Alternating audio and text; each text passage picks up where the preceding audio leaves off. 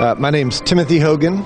I'm been a Freemason for several years, received several degrees, and I'm also the Grand Master of the Knights Templar, Order Souverain du Temple Initiatique lineage from out of France. Well, first of all, I would say that the Master Jesus, peace be upon him, said to us, "Blessed are the peacemakers." And the Prophet Muhammad, peace be upon him, revealed that Allah is a compassionate and a merciful God. And that the true meaning of Islam is the profound peace that comes when we unite ourselves, our consciousness, with Allah. So peace is an important part of where we need to go to bring about this golden age. And I think that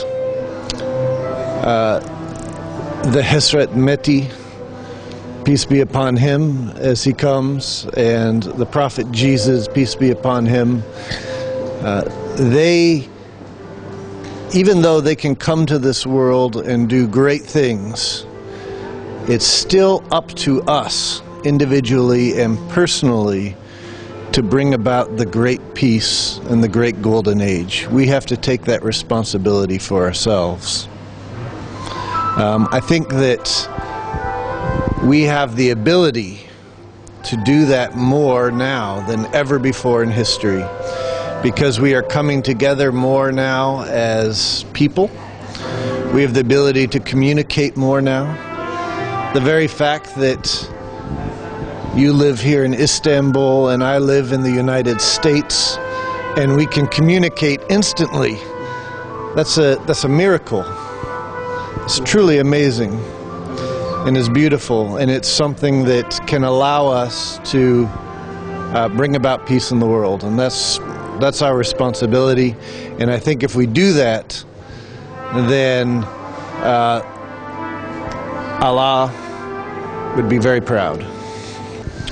Well, we're going into a time now where we need to be able to create a marriage between science and spirituality. That is the goal for the age ahead. And I think that Mr. Akhtar is trying to create that marriage. He's trying to unite science and spirituality through the medium of consciousness, and understanding what consciousness is, and also how that consciousness is tied directly with God. And the more that we can understand that, the more that we can understand ourselves, I think the better off we're going to be in the world. And I think that Mr. Akhtar is striving to bring that realization to the world, and I support him in that regard. Yes, well, as a Templar, I am sworn to protecting the sacred, regardless of its source. So, for example, in Istanbul, there are many sacred places. There are mosques that I've prayed at here that are very sacred places. And Templars are responsible for protecting the sacred. And I would invite all true believers of God, all true believers of Allah, to do the same. We have a responsibility to protect the sacred regardless of its source. And if we can do that, then we can come together as one, and we can unite with Allah, and we can spread peace, and we can create that golden age. Well, my only, I guess, closing thoughts would be that we have the ability to come together as people. The only thing that's stopping us in this regard is ourselves. And I think that if we look for those commonalities that exist between us, and we recognize the fact that in the end, we're all celebrating God, that's enough. That's the starting point. where dialogues of peace can begin, and where the barriers can be broken down that we see in the world. And if we lead the way in this, then nothing can stop us. I would say from a Masonic perspective and a Templar perspective that our first job is to build the temple of peace within ourselves.